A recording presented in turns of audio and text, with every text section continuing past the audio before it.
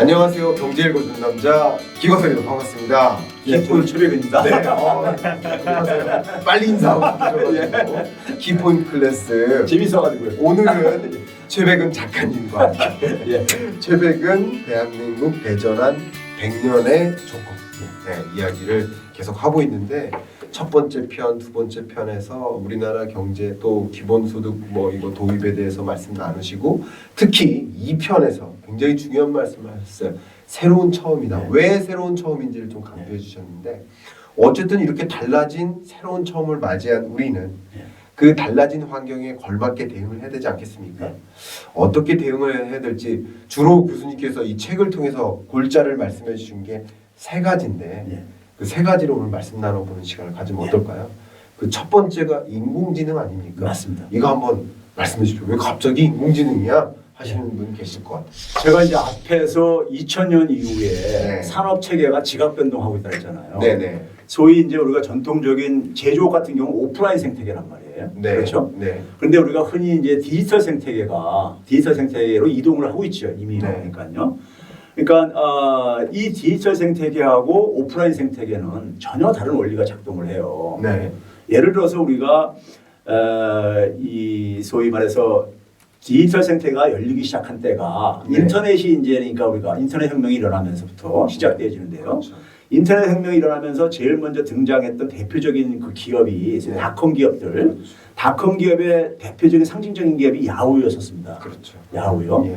근데 야후가 그래가지고 한 2000년경에 보게 되면 뭐 한 95년도에 제가 기억에 95년 7월 달인가 네. 그 주가 상장하고 난 다음에 아주 폭발적으로 그냥 아주 폭등을 했었습니다. 네, 네. 그리고 2000년에 정점을 찍었었죠. 어. 그러다가 지금 근데 야후 안 쓰죠?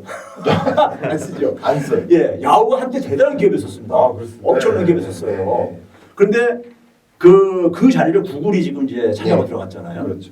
근데 구글은 사실 네. 야후에 뭐냐면 이 검색 엔진, 검색 서비스를 하는 예. 하청업체였었어요. 출발했어요, 처음에요. 네. 예? 이 구글이요. 네, 네. 그런데 그 구글은 그 이후에 그냥 뭐냐면 기업 가치가 수십 배가 지금 네. 증가를 했잖아요. 네. 그럼 이게 왜 이 변화를 우리가 이 속에서 어떤 네. 변화를 읽어내야 되냐면요. 네, 네. 첫째는 뭐냐면 우리가 디지털 생태계가 열렸을 때 뭐냐면은 야후가 왜 몰락을 했는가? 네. 이걸 우리가 추적을 해보면은요. 자, 생태계라는 거는 뭐냐면요. 기술만 가지고, 그러니까 IT 기술로 인해 가지고 네. 기술적으로 모든 사람이 연결을 가능하게 해줬어요. 인터넷이라는 이런 기술이라는 것이 바로 이제 연결을 가능하게 해준 네. 거잖아요. 네. 온라인에서요. 연결이죠. 예. 근데 기술적으로 연결된다고 해서 사람이 자동적으로 연결되는 건 아닙니다. 음. 사람도 그러니까 단지니까 그 온라인상으로 디지털 세상으로 다 끌어모아야 되는 거예요. 모아줘야 연결이 예, 모아야 되는 되는데 거죠. 예. 그거 모으는데 야후하고 구글이 하는 대응한 방식을 보게 되면요. 야후가 왜 몰락한지 모르시죠? 잘 모르겠습니다. 야후가 처음에 우리가 이메일이라는 것을 서비스를 제공할 때 네. 이메일 처음 서비스 저를 경험했을 때요. 예. 난 충격을 받았었어요. 그리고 그 당시에 어떤 얘기를 했냐면 야 우체국 다 없어지는 거 아니야? 이제 이랬었어요. 네. 우리 그 전까지 편지 써보내고 다 이랬는데 네. 이메일로 다 가니까요. 네, 네. 근데 이제 이 이메일을 사용을 하면서 지금은 굉장히 이제 우리가 좀 웃음이 나오는 얘기지만은 그 당시 굉장히 신기했었어요. 진짜요. 처음에는 그래요. 예. 근데 그 이메일 이 개인적인 이 소위 저장 공간을 이제 우리가 늘려주면서 야후는 유료화를 하기 시작합니다. 그다음에 고급 콘텐츠를 맞춤형으로 공급해 주겠다면서 또 유료화를 해요. 네. 근데 구글은 뭐냐면은 그 메일 저장 공간을 늘려주면서 무료로 계속하고 또 후발 주자들도 마찬가지로 무료로 막 합니다. 무료로 해요. 그러다 보니까 당연히 사람들은 떠나죠. 야후에서요. 그러니까 야후는 그러니까 그 생태계가 그러니까 이렇게 푹싹 이게 꺼진 거예요. 사람이 떠나게 되면은 네. 생태계가 이게 활력을 잃어버리니까요. 네. 그렇죠? 예. 근데 이제 구글 같은 경우는 그래가지고 뭘 그랬느냐? 엄청나게 투자를 해가지고 많은 그러니까 저는 구글링 없이 못 살아요. 네. 엄청나게 도움 받아요. 구글링을 그러시죠. 통해서요. 예. 다 그러실 겁니다. 예. 뭐 우리가 똑같이 이용을 할 수 있지만은 그 이용도가 이제 사람마다 차이가 있잖아요. 아, 이용을 많이 예, 하신다. 저는 이용 엄청나게 해요. 한 달에 한 10달러 내라고 해도 저는 낼 수밖에 없을 정도로 그렇죠. 거의 중독돼 있어요. 네. 그런데 그거를 구글이 공짜로 주는 것 같습니까? 엄청난 투자를 해가지고요. 아니거든요. 아니겠죠. 제가 구글링 하면서 거기다가 흔적을 남기잖아요. 네, 네. 그게 데이터입니다. 네. 데이터예요. 데이터로서 페이를 한다는 거죠. 그렇죠. 그러면 이제 뭐냐면은 구글은 뭐냐면 생태계를 구성하고 싶었던 거예요. 처음에 돈 냄새를 맡은 이 닷컴 기업들 중에서 소위 말해서 이걸 가지고 하나의 사업 모델로 만들려면은 이걸 하나의 생태계로 만들어야 된다. 네. 생태계라는 건 뭐냐면 사람들이 자연스럽게 다들 모여야 되는 거예요. 모이기만. 모여야 되는데 모이게 하려면은 여기에 왔을 때 자기가 얻는 이득이 있어야 되는 거죠. 그렇죠. 이득이 있어야 되는 거죠.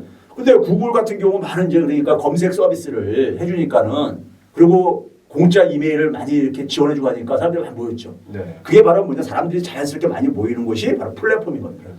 예. 그게 매력적인 플랫폼이면은 굉장히 많은 데이터가 거기에 이제니까는 모인다는 거고 그게 바로 빅데이터인 겁니다. 네.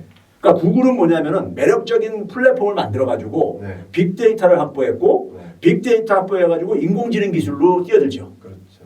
인공지능 기술 선두잖아요 지금 네. 구글이요. 예. 인공지능 기술을 해서 거기서 멈추지 않고 자율주행차로 나가고 네. 있잖아요. 네. 그러니까 그 출발을 보게 되면요 디지털 생태계를 구축하기 위해서 이익을 공유를 한 거예요. 네. 거기에 많은 사람들이 모이게 하기 위해선 저 사람들한테 그러니까 뭔가를 줘야지만이 네. 나도 뭔가를 얻을 수 있다 이거예요. 음.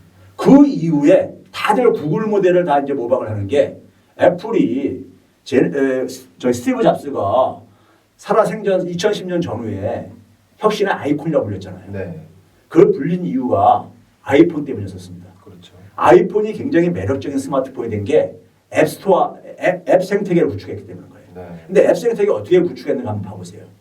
앱 생태계는 앱이라는 건 뭡니까? 사람의 아이디어잖아요. 네.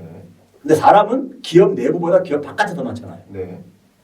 전통적인 기업들은 기업이 내부에 보유하고 있는 자원을 가지고 네. 가치를 만들어내는 방식인데 이게 폐쇄형이죠. 네. 근데 애플이 생각한 건 뭐냐면 사람들은 기업 바깥에 수십억 명이 있지 않냐. 저 사람들의 아이디어를 좀 활용해가지고 네. 앱 생태계를 구축해야 되겠다. 그러니까 어떻게 했습니까? 저 사람들 아이디어를 활용하려면은 뭔가 이익을 나눠 가져야 되거든요. 네. 그래서 어떻게 했습니까? 앱 개발한 앱에 대해서 3대 7로 나눠 먹자. 그럼 당신들 아이디어 있으면 여기 와서 쏟아내라. 네. 네. 그래서 내가 너 7 먹고 나 3 먹고 해가지고 막 쏟아내게 한 거예요. 네. 예? 그거 바로 뭡니까? 이익 공유 방식인 거예요. 이익 공유를 통해서 자원을 연결한 겁니다. 네. 그래서 가치를 창출한 거예요. 네. 그러니까 전통적인 기업은 삼성은 어떻게 대응했냐면요. 초창기에 인기 어플 개발자들을 예. 수십 명을 채용을 해버리더라고요. 네. 제가 그거 보고선 그 당시에 삼성은 뼛속까지 제조업체다. 네. 예? 이 제조업하던 사람들이요. 네. 거기서 벗어나기 쉽지 않습니다. 네. 제너럴 일렉트릭이 몰락한 이유도 바로 거기에 있는 거예요. 새로운 그러니까 산업계의 지갑 변동을 이해를 못한 거죠. 그러니까요. 그러면 그런 상황 속에서 이 인공지능 기술이 2010년경부터 이제니까 본격적으로 발달하기 시작합니다. 2010년경부터요. 네. 재밌는 거는요. 그 인공지능 기술이 본격적으로 발달하기 시작한 때부터 직후부터 네. 2012년 전후부터 해가지고 소위 우리가 지금 글로벌 기업이라고 하는 가파라고 불리는 이런 기업들이요. 수익성이 떨어지고 있습니다. 네. 애플이 한때 35%, 36%까지 영업이익률 에다가 지금 20%의 초과가 떨어졌어요. 네. 구글도 마찬가지입니다. 네. 다 떨어지고 있어요. 네. 왜 그러냐면요. 자, 이들이 그러니까 엄청난 그러니까 매력적인 플랫폼을 구축해서 네. 엄청난 데이터를 확보했는데 데이터 자체는 돈이 아니에요. 네. 데이터 활용해야 돈이 됩니다. 아닙니다. 네. 데이터는 그러니까 기본적으로 하는 원유에 불과합니다. 네. 원유, 네. 크루드 오일이요. 네. 그러니까 정제를 했을 수 있는 거잖아요. 네. 그럼 뭐냐면 이 데이터를 가지고 확보한 데이터를 가지고 새로운 돈벌이를 사업을 만들어내는 게 그 다음에 이제 진검승부는 거기에 있는 거예요. 네. 근데 데이터를 많이 확보해가지고 인공지능 기술까지 발달시켰는데 네. 그 확보한 데이터를 가지고 새로운 사업을 만들어내는 거. 네. 이거 별개의 문제더라 이거예요. 여기서 지금 정치에 빠져 있는 거예요. 네. 그럼 지금 현재 뭐냐면 산업 생태계가 원하는 건 뭐냐면은 제가 학생들한테 그렇게 얘기해요. 너희들 내가 구글에 취업시킬 수 있다. 네. 예를 들면 구글이 어떤 인재를 원하는지 알기 때문에 네. 자기소개서를 내가 아주 멋들게 써줄 수 있다 이거예요. 그래서 관심을 가질 수 있게. 필요하신 분. 근데 문제는 내가 단서를 놨을 뭐냐면 근데 단서 이게 여러분들은 취업을 하더라도 오래 못 견딜 거다. 그래요. 왜 취업하고 싶다 그러면 어떡합니까? 그래도 뭐 그러면 하는데 근데 별 못 견딜 거다 하는 이유가 왜 그러냐면요. 네. 구글 들어가면요. 네. 거기서 데이터를 줍니다. 네. 그 데이터를 가지고 뭘 원하냐면은 신입사원들한테 새로운 사업과를 찾아내라고 그래요. 네. 네? 데이터를 분석을 하고 그다음에 뭐냐면 그걸 찾아냈으면은 그걸 어떻게 해결할 건지 네. 그것까지 이제 그러니까 그 다른 사람과 협력을 통해서 어떻게 해결할 것인지 네. 그러니까 데이터를 찾아내고 그다음에 새로운 사업과를 만들려면 또 아이디어가 있어야 되죠. 네. 그래서 데이터하고 아이디어가 굉장히 중요해지는 지금 이 가치 창출에서 시대로 변하고 있는데 우리는 제가 우리나라 아이들이 안 된다는 이유가 우리나라 애들은 뭡니까 다 암기식으로 지식을 습득하고 네. 그래서 2014년에요. 14년경에 MIT하고 예일대에서 재밌는 실험을 했어요. 인공지능형 컴퓨터에다가 대학교에서 습득한 지식을 습득시켰는데 몇 초 걸린지 아세요? 예? 1분도 안 걸렸을 뿐만 아니라 1분도 안 걸렸어요. 예? 근데 우리는 옛날에 배운 거 다 잊어버리잖아요. 시간 지나면. 네, 네. 예? 왜? 암기했기 때문에. 암기했기 때문에. 근데 인공지능은 절대 안 잊어버리잖아요. 안 잃어버리죠. 예? 네. 그러니까 우리가 과거의 산업화 시절 때 예. 배웠던 그러니까 그런 방식이 예. 지금 그러니까 인공지능 시대는 인공지능이 다 해줘요. 그거는요. 네, 네, 네. 사람이 해야 될 건 뭐냐? 창의적인 아이디어라든가 네. 다른 사람과 협력을 통해서 문제를 그러니까 풀어가는 이런 능력이 필요하단 말이에요. 예? 예.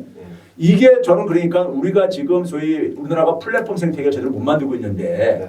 플랫폼 생태계에 대해서 못 만드는 이유는 그걸 우리가 제조업 마인드에 멈춰 있어서 그래요. 네. 제조업 마인드에 멈춰 있어서. 너무 좋죠. 그래서 인공지능 시대가 요구하는 거, 네. 인공지능 시대가 요구하는 걸 정확히 이해를 해야지만이 네. 빨리 그러니까 플랫폼 사업 모델로 변신도 하고 네. 그에 필요로 하는 그러니까 인재도 그러니까 우리가 육성해낼 수 있고 네. 이 문제를 해결하지 못하는 한에 있어서는 네.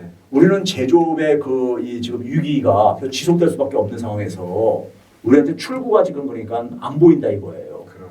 지난 20년 동안에 소위 신성장 동력 산업이 거의 큰 성과가 없는 이유도 그 산업 체계의 변동에 대한 이해가 부족하기 때문에 저는 생기는 거라고 생각하고 그래서 인공지능 시대를 우리가 인공지능 시대가 뭐 어떤 변화를 담고 있는지를 이해를 할 필요가 있다고 하는 게 바로 그 얘기입니다.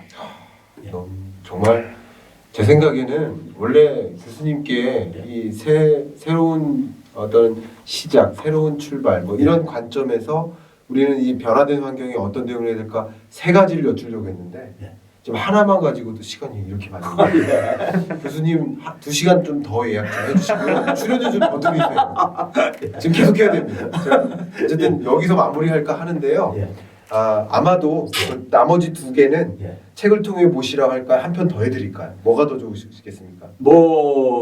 시청자들이 원하는 대로. 그러면 다음 편에서 한 편에서 그 2가지를 더 말씀드리도록 하고요. 역시 데이터 시대. 잠깐 제 이야기 재밌는 얘기만 하고 마무리할까 하는데요. 2008년 글로벌 금융위기 왔을 때 많은 기업들이 대형 기업들이 도산했습니다. 대형 기업 중에 하나가 AIG 금융그룹이죠. 왜 도산했는지 아세요? 알죠. 저 때문에 도산했습니다. 그래요? 네. 제가 2008년에 실제로 데이터 애널리스트로 AIG에서 한 6개월 정도 이제 유학 가기 직전에 일종의 하나의 알바처럼 있었어요. 제가 유학 가야 된다고 떠났습니다. 그래서 AIG가 무너졌어요. 네, 사실 그렇고요. 사실입니다. 사실이고 어쨌든 이게 데이터의 중요성 한번 생각해 보면서 여기까지 급하게 마무리하도록 하겠습니다. 감사합니다. 감사합니다.